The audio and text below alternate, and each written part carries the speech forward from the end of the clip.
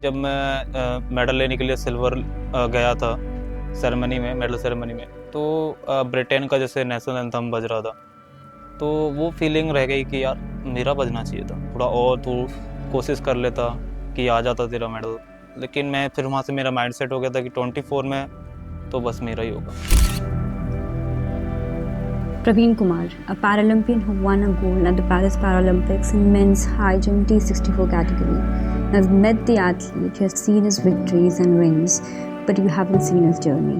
Praveen Kumar has braved setbacks, techniques, injuries, but his tale goes beyond his disability. मैं सबसे पहला competition मैंने 2019 में जूनियर्स वर्ल्ड चैम्पियनशिप स्विट्ज़रलैंड में खेला था, जिससे मेरी कैटेगरी चेंज हुई थी।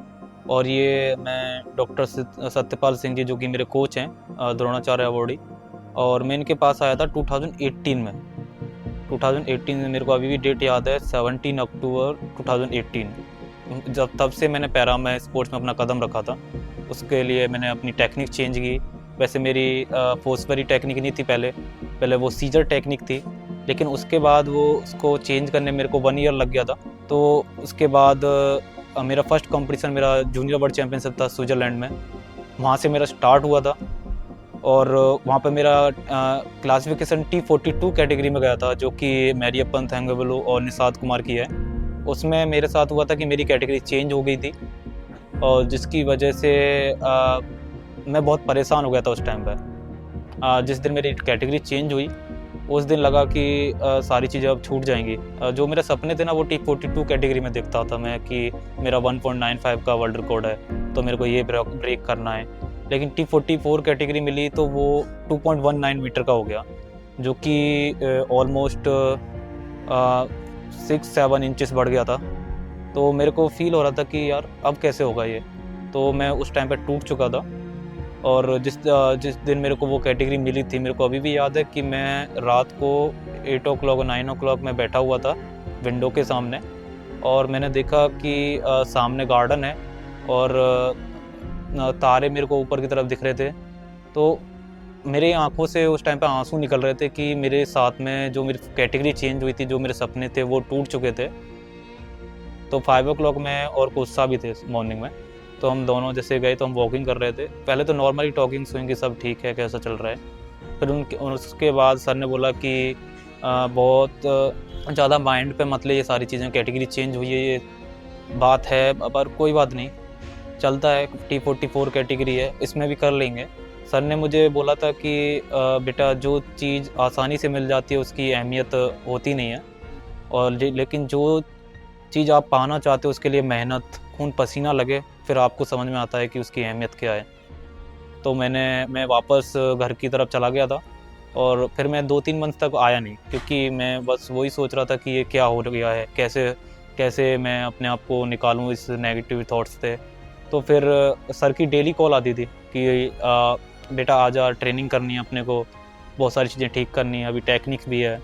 तो मैं बस बोलता था ठीक है सर, मैं आता हूँ। मैं ऐसे टालते मेरे को 2-3 मंथ्स हो गए थे। वो सर ने फैमिली से बात की, फिर फैमिली ने मेरे को बोला कि चला जा, एक बार देख ले जाके, सर इतनी बार कॉल करते हैं, शायद हो ही जाए, कुछ चीज़ें ठीक हो जाएँ। फिर मेरा 2-3 मंथ्स बाद मैं दिल्ली आया 2019 में। फिर सर ने मुझे कुछ टारगेट्स दिए कि अब कल से ट्रेनिंग स्टार्ट करते हैं। पहला अपना टारगेट है कि जो वर्ल्ड चैम्पियनशिप आ रही, जो कि 5-6 मंथ्स बाद थी, वो दुबई में थी।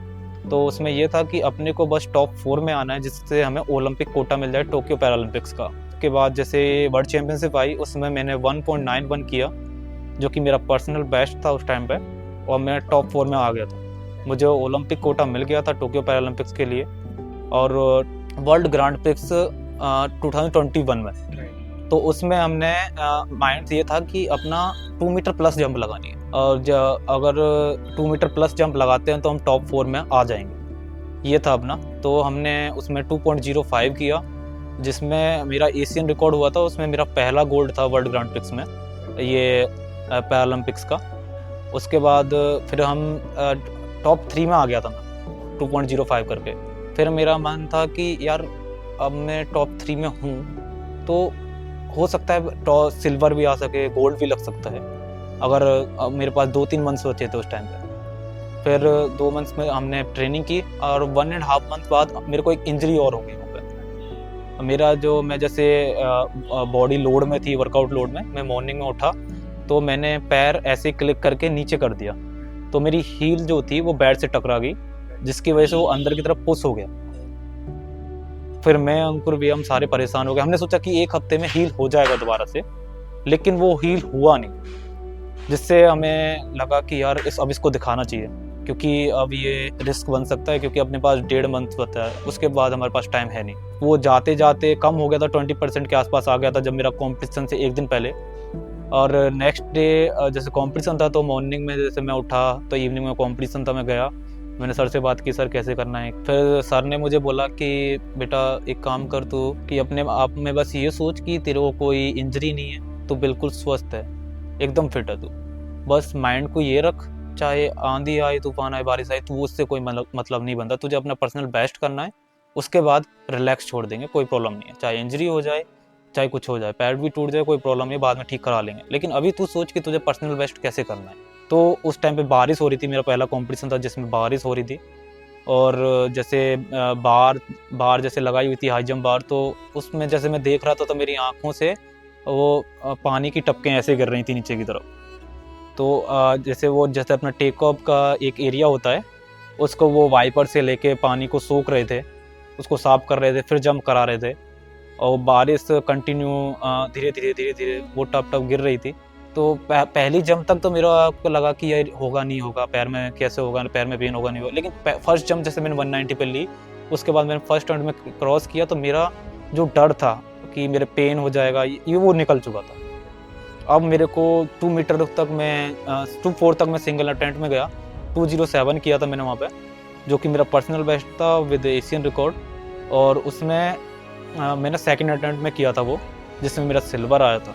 टोक्यो पैरालंपिक्स तक की कहानी तो यहीं पे हो गई थी, लेकिन इसकी बाद की जर्नी बस ये पेरिस ओलंपिक्स तक थी, जो कि जिसमें मैंने सोचा था टोक्यो में कि ये मुझे टोक्यो ओलंपिक्स में जो मेरा रह गया था वो पेरिस ओलंपिक्स में मैं पूरा करूँगा।